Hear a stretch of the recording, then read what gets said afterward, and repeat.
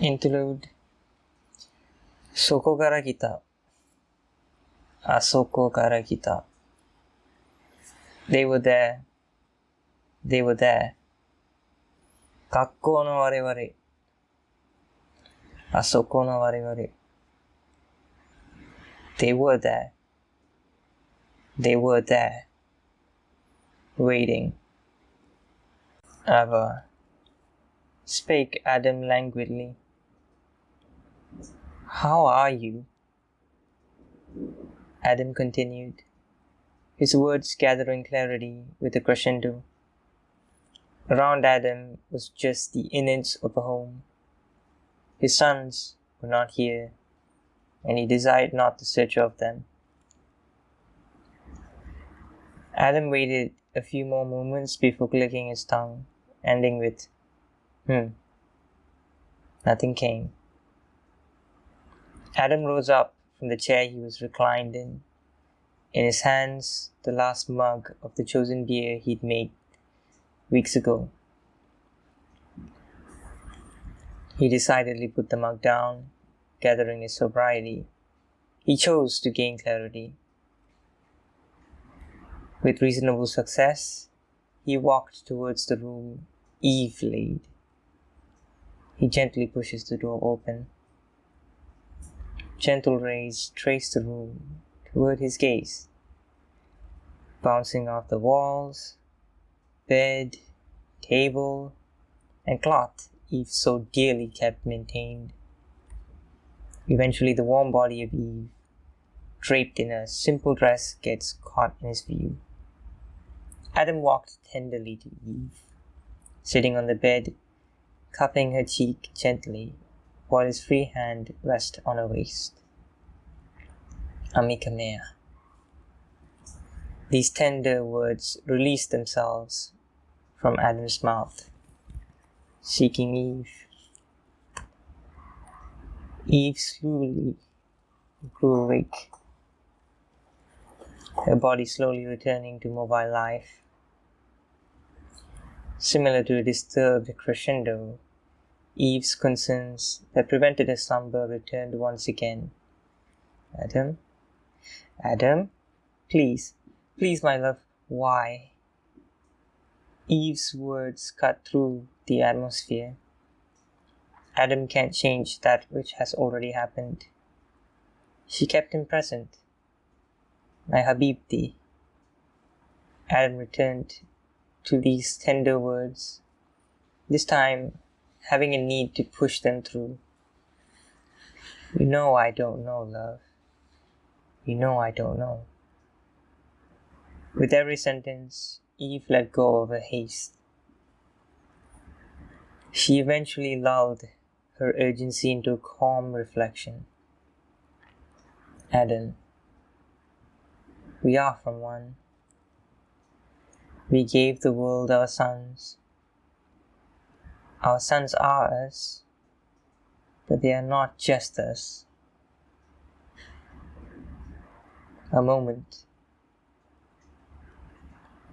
I still remember. Adam struck and fixed his gaze onto the tender eyes of Eve. She smiled softly. A firm relief returned to his visage, steadily, a face he wore once before. A smile slowly bloomed across Adam's face, and he kissed Eve on her forehead tenderly. I'll always have you, my love. If not, you'll have me, he passionately released. What else is there anyway? What else? Eve stood up, fixing her dress with an air of motion around her. She fixed her hair into a useful ponytail, with the comb pressed against her mouth. Let's go, yeah? Uttered Eve, while combing Adam's hair like that of a child. Duff interjected Adam, but he did not resist. Thanks, Habibti. An air of play returned once again. Pontus.